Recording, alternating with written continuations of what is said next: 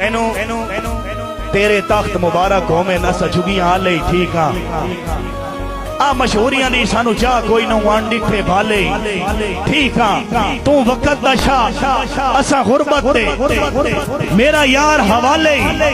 ठीक हाँ तू काविश हुसन दा शाह सदवा असा कोचे काले झल्ले दिल दे नाजो कह रहे ते ना फिकर दे कोठे छत मिलसा एक दो नहीं सा विच सा रहता लगातार दिहाड़े सत मिलसा सनी वीर तेरे शहर दी सारदा मामा नू असा काविश बाण पर बात मिलसा फिलहाल इजाजत मंगदे आ जे जिंदगी रही तां गल सुन लुकमान बीमार मैं कोई ना गल सुन लुकमान बीमार मैं कोई ना एक अरज गरीब दी मन से वादा केड़ी वादा उन्होंने आख्या हुण तां मौत करीब है कदा सौ मुलाकात दी बन से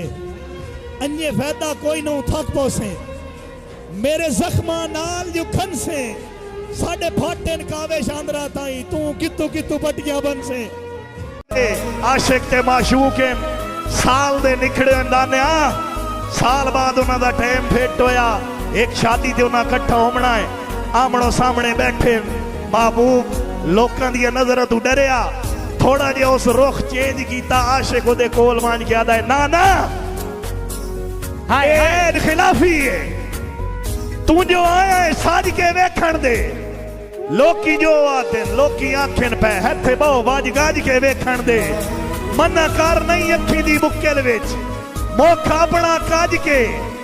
वेखण दे पूरे साल दी उधर लई वधिया आज काविश राज के वेखण दे बूटियां ते फुल कोई नहीं बाकी गल्लां बात दियां तेरे हासियां दा मुल कोई नहीं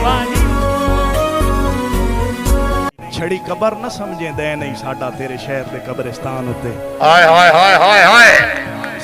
वाह काविश वाह एक बंदा किसे दे शहर च लावारिस मार गया हाँ उन्होंने दफना छोड़ा लावारिस ने एक जुमला ओदी कबर दे उत्ते लिखियो होया कि छड़ी कबर न समझे दे नहीं साडा तेरे शहर दे कब्रिस्तान उत्ते वाह वाह भारे भार लदाए नहीं बेदर्दा मजबूर दी नाजुक जान होते करे नहीं महसूस त लिखिया है एक जुमला तेरी शान उत्ते झल्ला दिल लाई काविश उलट पिया बे कदरे जाए इंसान होते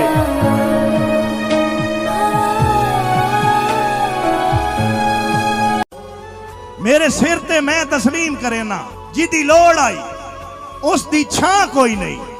हे असर किसे तरबियत दा मैं शिकवा कीता तां कोई नहीं मैं तां काविश करनी है खोल के गल मैनू मारो न सटना